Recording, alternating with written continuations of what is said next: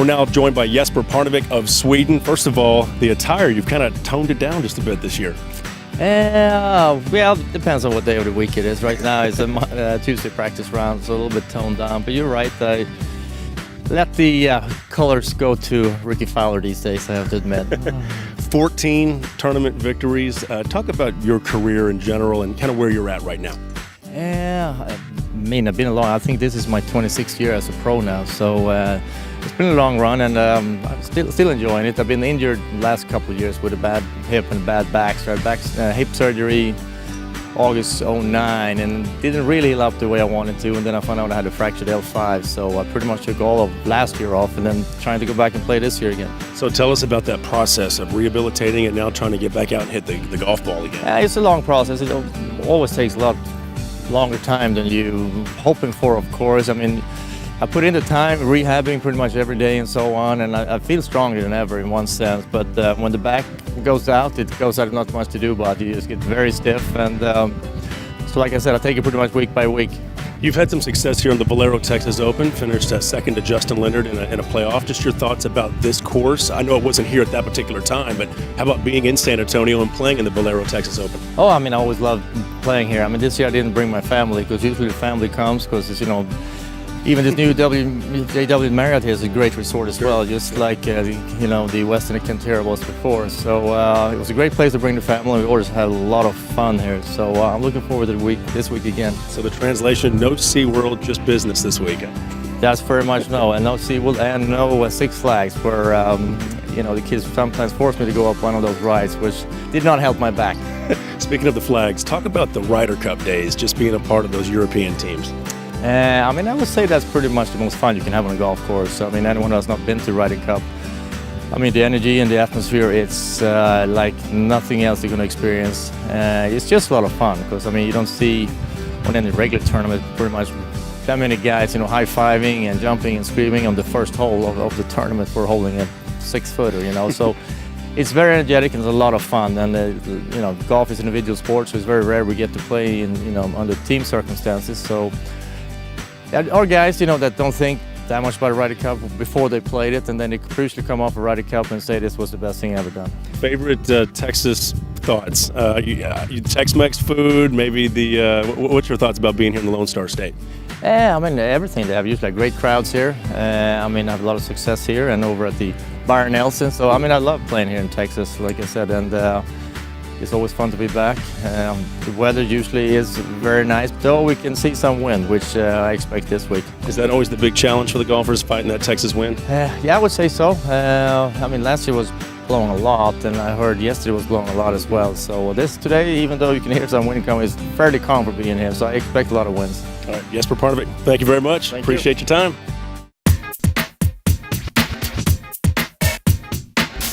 Now to this show's trivia question. The Texas Open was first played in 1922. Who was that winner? No. Email us your answers to trivia@InsideTexasGolf.com. By the way, Inside Texas Golf will continue from San Antonio in just a moment. This portion of Inside Texas Golf is brought to you by G-Glove, the best way to keep your club grips dry in wet course conditions. By Peters Group Marketing and Public Relations, we bring your story to life and build market loyalty. By Navajo Skincare, feel what your skin's been missing. Nourish via natural vitamins A, C, E, and K2. Rejuvenate with natural peptides from Navajo Skincare. By A Legacy of Giving, educating Central Texas children on the power of philanthropy. Help make a difference.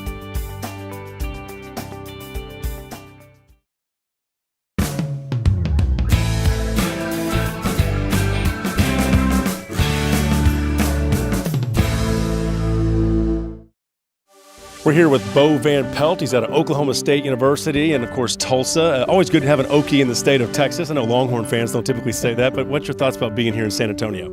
I like it here. Last time I was here, Oklahoma State won the bowl game, and I played pretty well here last year, so definitely have good vibes coming to San Antonio. Food's good, and the weather's usually good, so glad to be back. Let's stick with that Oklahoma State theme for a moment. Awesome golf there. Tell me about just playing there, the kind of golfers that have gone through that university in Stillwater.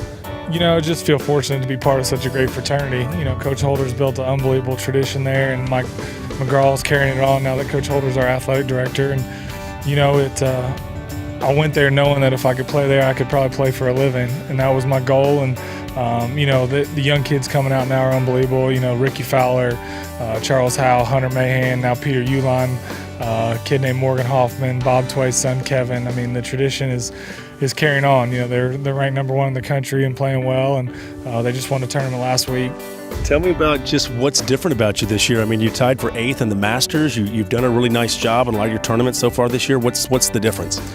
Last year was kind of a breakthrough year. I didn't win, but, made the Tour Championship, finished 13th on the money list, and my best year so far. And, I think it's just, getting comfortable out here. And, I've been working on the same stuff for a long time with my same teacher. And I guess I'm not the quickest learner, but eventually it takes hold, and you start playing a little better. Bo Van Pelt, thank you very much. We appreciate it. When it comes to playing good golf, you've got to have good health. Leave the cart behind and actually walk 18 holes. There's a novel concept. Well, in part 2 of our back health, here's the golf doctor, Mark Dwinell.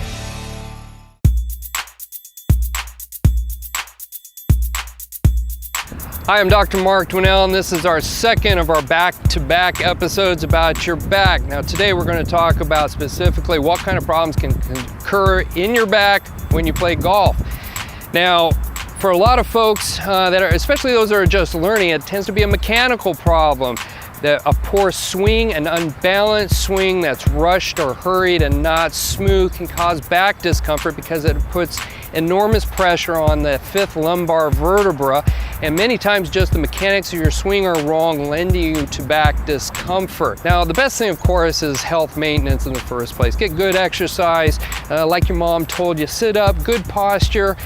A good mattress for many folks will go a long ways to preventing back injury. Also be aware, if you're out on the green at 7 o'clock in the morning, do not try to knock the letters off the ball in the first shot, as this will tend to overexert your back and cause injury. But like many folks, they wake up the next day, they have no recollection. What I did, it just hurts like crazy, and what can you do about it? What we want you to do is maybe rest for a day, but get up, go to the bathroom, go to the kitchen, maybe even do some shopping. Nothing vigorous, but if you keep moving and keep your muscles working, you should lessen the duration of your recovery. But the main thing is give your back a chance to recover, use anti-inflammatories, warm heat, and rest a little bit should go a long way. I'm Dr. Mark Dwinell. I'm now out. See you on the green. This portion of Inside Texas Golf is brought to you by Peters Group Marketing and Public Relations. We bring your story to life and build market loyalty.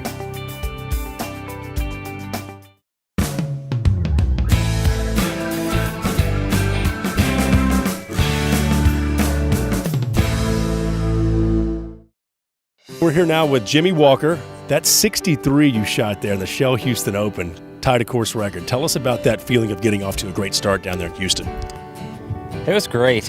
I started off making a couple of good putts, a good par save on 2, a good birdie putt on 1, and the par save on 2, made a good putt, and it just, you start seeing the putts go in, it's infectious, and you just I kept pouring them in all day, and it didn't matter where I hit it on the green, they just kept going in. Do you think there's an advantage being a golfer from Waco, from Texas, getting a chance to play in the Texas swing right now? A little bit. I mean, it's a different kind of grass down here. A lot of guys from Florida are kind of used to it. West Coast guys, Northeast guys don't really see this kind of Bermuda. And right now, the Shell and the Valero have all been kind of overseeded. So it kind of balances out a little bit for everybody, I think, because everybody's kind of used to that type of surface. How does that change things? The fact that the Valero, the Shell Houston Open, they overseed. Maybe some of the other courses didn't have to overseed because they had a little bit more time on their schedule. For example, up in Las Colinas, the Byron Nelson, or maybe the Colonial.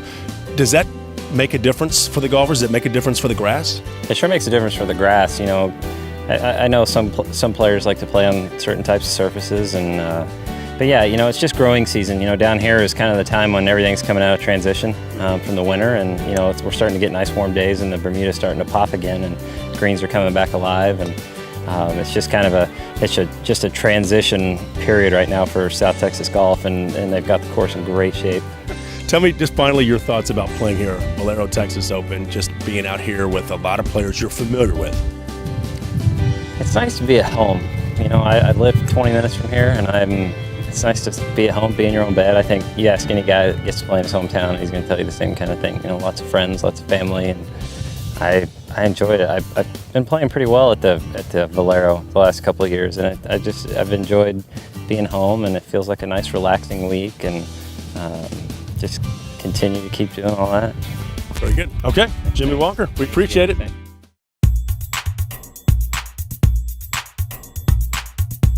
The 2011 Valero Texas Open got off to a great start unless your name was Kevin Na on the par 4 9th hole where he carded a 16, but he finished the back 9 with a 33. J.J. Henry of Fort Worth and Stuart Sink were tied after one round at 5 under par. Friday's second round was hampered by 30-mile-per-hour winds that kept all but 13 golfers over par after 50 were subpar the day before. With 7 golfers tied for the lead going into Saturday's third round, the 20-something golfers took charge. Brendan Steele would become the 6th player in his 20s to win a PGA event this season, not to mention he was the 5th first-time winner this year. It was also the first time rookies finished first and second in an event since 2006. Throw in the Masters, and it's the first time since 1999 that rookies have won in back-to-back weeks, which included a major. The youth movement is alive and well in 2011.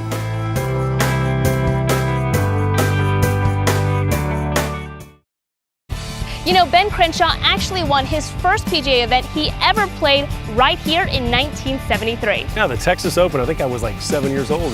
God, that was a long time ago. Yeah, it was. Well, let's go ahead and give you one last chance at our trivia question. The Texas Open first played in 1922. Who was the first winner? Email us your answers to trivia@InsideTexasGolf.com. Well, that puts a wrap on this show. In fact, we thank everybody here at TPC San Antonio. I'm Jeff Power. And I'm Jamie Ratliff. We'll see you next time.